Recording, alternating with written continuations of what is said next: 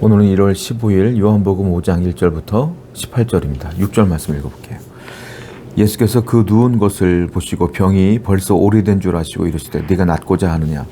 예수님께서 예루살렘 양문 곁에 있는 베데스다 연못에 갔을 때에 38년 된 병자를 만납니다. 그리고 그 병자 앞에 서서 예수님께서 네가 정말로 이 오랜 병 가운데 낫기를 원하느냐라고 질문을 했어요.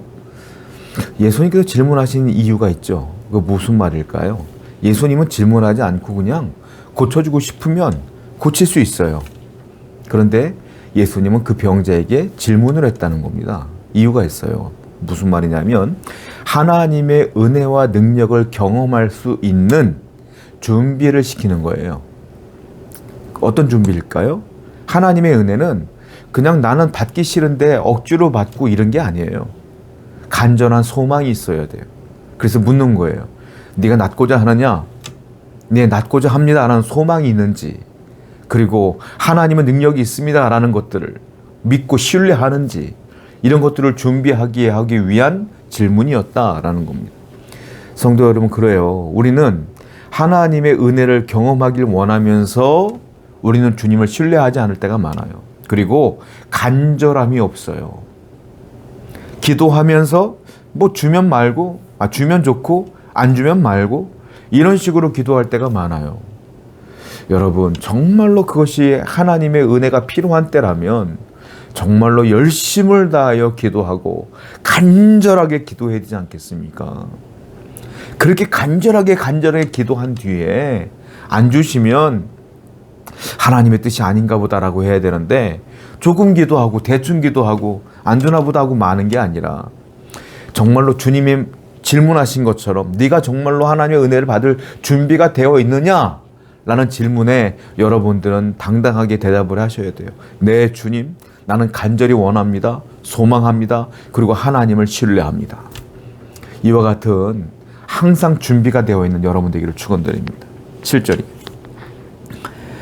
병자가 대답하되 주여, 물이 움직일 때에 나를 못에 넣어주는 사람이 없어 내가 가는 동안에 다른 사람이 먼저 내려가나이다.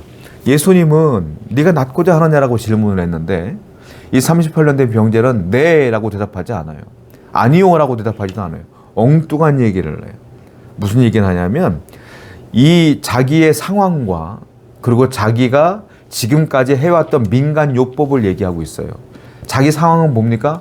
내가 병이 오래됐으나 걷지를 못해요. 그런데 어떤 사람이든 나를 못에 넣어줄 사람이 없어요. 우리 가족들도 손 놨어요. 너무너무 괴로워요 라고 절망스러운, 소망이 하나도 없는 상황을 이야기하고 있어요. 그리고 민간요법이 뭡니까? 물이 동할 때에 가장 먼저 들어가는 사람이 병이 낫는다라는 민간요법이 있어요. 그래서 거기 있는 거야, 베데스다 연못에. 그냥 못에 넣어줄 사람이 없대. 울분을 토하면서 부정적인 얘기를 계속하고 있어요. 이 말은 무슨 말이냐면 이 38년 된 병자는 소망이 없다. 사람은 연약합니다. 부정적인 환경과 부정적인 말에 금방 휩쓸려 들어가요. 영향을 금방 받아요. 이 38년 된 병자는 부정적인 상황에 금방 영향을 받아서 소망도 잃어버린 상태인 거예요. 성도는 그래서는 안 돼요. 성도는요, 항상 부정적인 상황이 내 앞에 있더라도 거기에 짓눌려서는 안 된다. 그래도 끝까지 소망을 품고 하나님을 바라보셔야 돼요. 하나님은 어쩌면 여러분들을 시험하고 테스트하는 걸지도 몰라요. 네가 이래도 날 볼 거냐? 네가 이런 상황에도 나만 볼 거야? 이런 상황에도 원망하지 않을 거야? 마치 사탄이 욥을 시험했던 것처럼. 어쩌면 하나님은 여러분들에게 큰 복을 주기 위하여 아브라함을 테스트했던 것처럼 테스트하는 경우도 있어요. 이삭을 바쳐라 했던 하나님의 테스트, 어쩌면 이런 상황에도 나를 바라볼 수 있어? 라고 여러분들에게 하나님이 묻는 걸 수 있어요. 성도는 그러므로 어떠한 부정적인 상황일지라도 끝까지 하나님 붙들고 이겨나가야 될 줄로 믿습니다. 10절입니다. 유대인들이 병 나은 사람에게 이르되 안식일인데 네가 자리를 들고 나가는 것이 옳지 아니하니라. 이 38년 된 병자가 예수님의 은혜로 일어났습니다. 고침받았어요. 그리고 그동안 자기가 누워있던 그 자리를 들고 일어나서 걸어갔단 말이에요. 그런데 그것을 보고 있었던 바리새인들이 뭐라고 말합니까?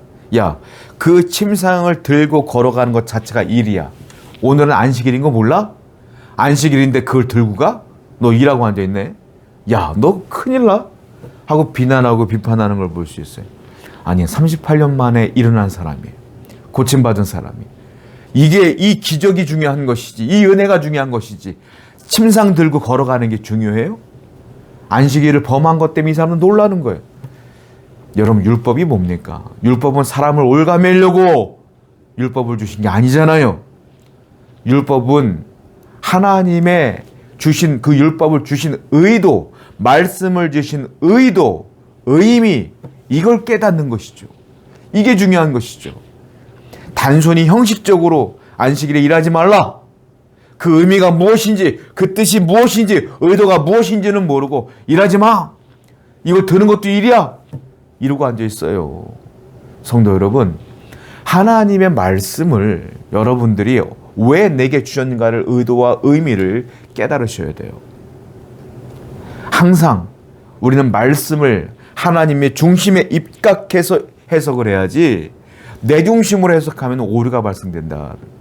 항상 하나님 말씀을 하나님의 성령의 조감에 의해서, 조명에 의해서 깨닫는 여러분 되기를 축원드립니다. 14절이에요. 그 후에 예수께서 성전에서 그 사람을 만나 이르시되 보라, 네가 나았으니 더 심한 것이 생기지 않게 다시는 죄를 범하지 말라 하시니. 그 38년 된 병자를 성전 안에서 예수님을 다시 만났습니다. 그런데 예수님께서 그 사람에게 하신 말씀이 놀랍죠. 야, 너 다시는 그런 병 생기지 않도록 죄를 범하지 말어. 이렇게 말씀했어요. 즉, 이 38년 된 병자의 그 병의 원인은 뭐다? 죄다.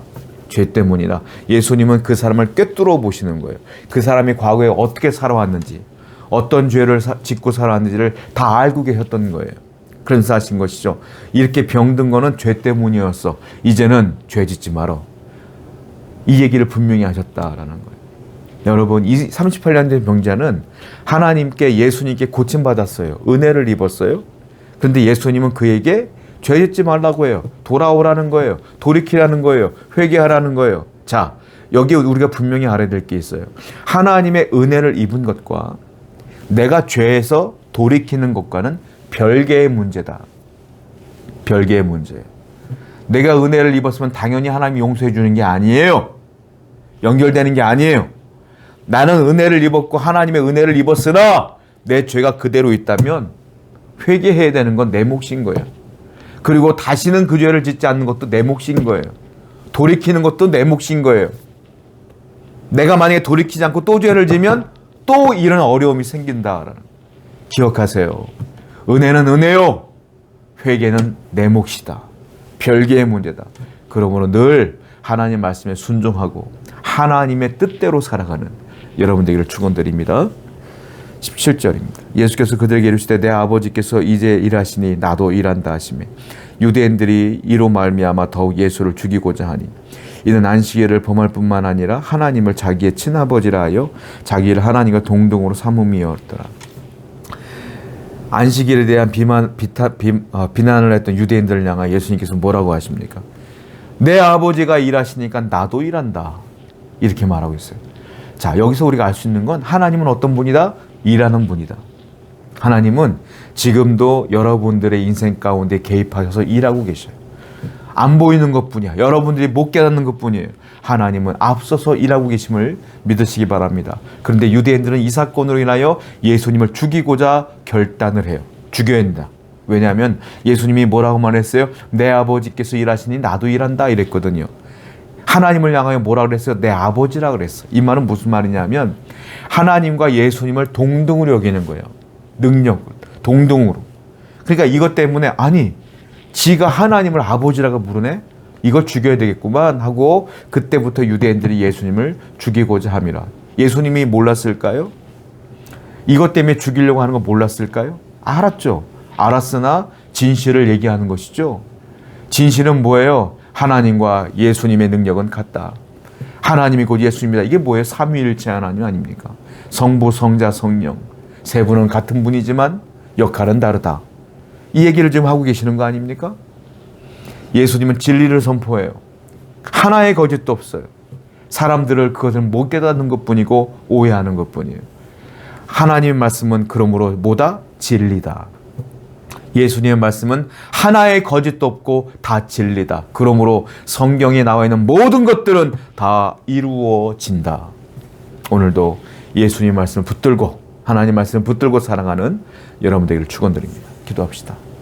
하나님, 우리 인생 가운데 수많은 어려움과 수많은 낙담되는 환경들이 있습니다만 그 환경에 부정적인 환경에 지배되지 않는 성도가 되게 하시고 언제나 죄를 멀리하여 하나님의 은혜 가운데 머물게 하여 주옵소서. 예수님의 이름으로 기도드렸습니다. 아멘.